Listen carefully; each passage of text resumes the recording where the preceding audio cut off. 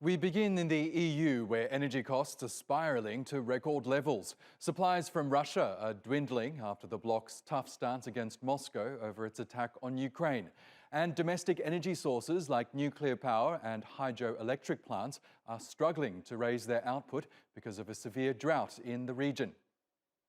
The bloc has significantly increased purchases of liquefied natural gas from the US and other countries to make up for lower supplies from Russia. Last year, it imported about 8.2 million tonnes of LNG. Its purchases have risen threefold so far this year to reach nearly 22 million tonnes. As a result, the EU's natural gas storages have reached 70% of capacity. And officials say they're taking steps to ensure levels reach 95% by November. But securing energy supplies for the winter comes at a steep cost. The bloc has spent $55 billion on LNG imports so far this year. That's 10 times higher than the annual average.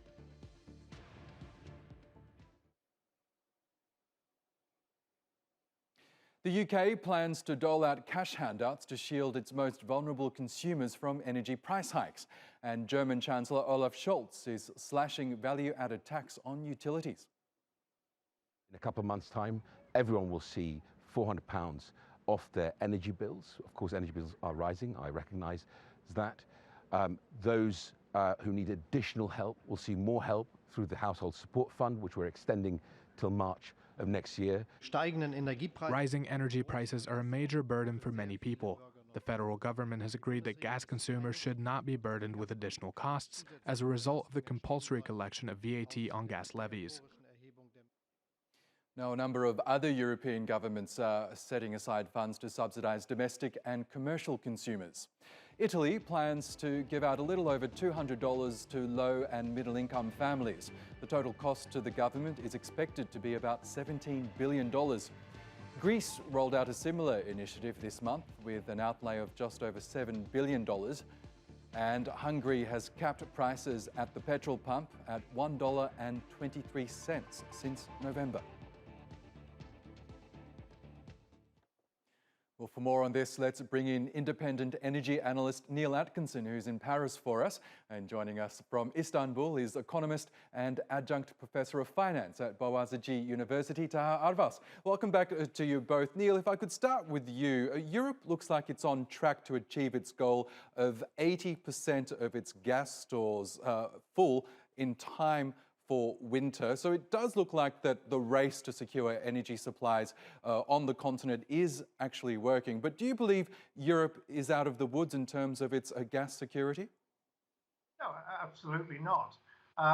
We're in the middle of August now. Europe has done pretty well overall. There's no doubt about that. They've fought very aggressively to get their hands on increased supplies. Germany's taken particularly aggressive steps in the Middle East, for example, with Qatar, and other countries have worked aggressively to line up more supplies as well. The issue is whether we can get beyond the current level of 80% and get to 90% or even more of normal levels. And then, of course, even if Europe achieves that, we are all in the hands of the weather. The weather is the most important factor, because even if you get up to 90% or even more ahead of the winter season, if the conditions are dreadful, then that will be still a stretch. Oh, that's right, and try as we might, we still can't control the elements, can we? Taha, can I ask you, because Europe's frenzied buying of natural gas is coming at a heavy cost both to the coffers of the various governments, but also to the cost of gas prices, which are skyrocketing literally as we speak. And we know that's adding to inflation pressures on the continent, and central banks are responding in kind with rising interest rates. All that could lead to a perfect storm of another recession on the continent. How likely is that, do you think? I think it's almost certain. I think Europe is in for a major recession. The Bank of England reiterated that the UK was definitely headed that way. I think there's no escaping that. It's going to be a major, probably a multi-year recession. This is going to, even if Ukraine and Russia, if the fighting was done tomorrow, I think the effects would be felt at least a year or two down the road. So it's a major problem for Europe, Oscar. Okay, and Neil, European gas markets jumped to around $237 a megawatt hour this week, which is about the equivalent of $400 US dollars a barrel when it comes to oil. Clearly, this pricing is unsustainable. How much longer do you expect gas prices to stay at these very elevated levels? Well, as long as we have the uncertainties over the situation with Russian supply, as long and until we see some kind of effective measures by governments to restrain demand. The cure for high prices is high prices, as the old saying goes, and we may well find that as we move towards the winter season, domestic and industrial users cut back on the amount of gas that they actually use. But even if they do that, there's only so far that you can go, and these high prices are clearly not sustainable in the medium and longer term without there being some dramatic change in the geopolitical situation or some incredible increase over the next few years in the alternative supplies of natural gas from other countries. This is, you talked about $400 a barrel equivalent price.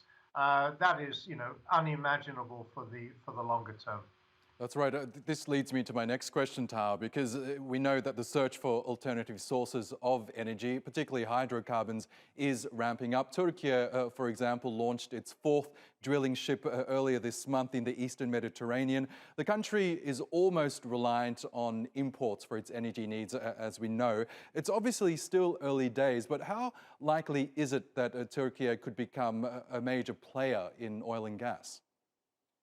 I think just because of the major pipelines that we have running through that have been completed in Turkey in the recent years, it already is a major player. But it producing its own fossil fuels or extracting its own natural resources and using them and potentially exporting them as well is something that's in the cards. It appears there are major reserves we're talking about that were potentially maybe not as attractive many years ago as they are now, when natural gas is so expensive, and we've seen that despite this move, Oscar, to move to green energy, the world just isn't there yet. So in that respect, these natural resources will be very valuable and will allow Turkey to be more self-sufficient going down the road.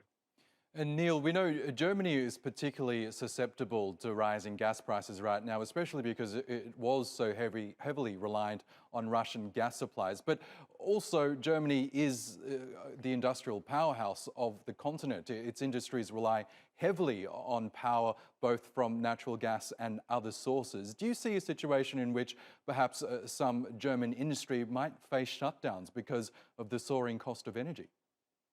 Well, it's almost inevitable that weaker companies that don't have resources to fall back on to help pay the higher prices for energy, they will cut back their usage. They may well cut back the number of days per week that they operate, unless the German government finds some way to subsidize their activity. So Germany is uniquely well placed, or uniquely ill-positioned to withstand the rigors of lower Russian supplies.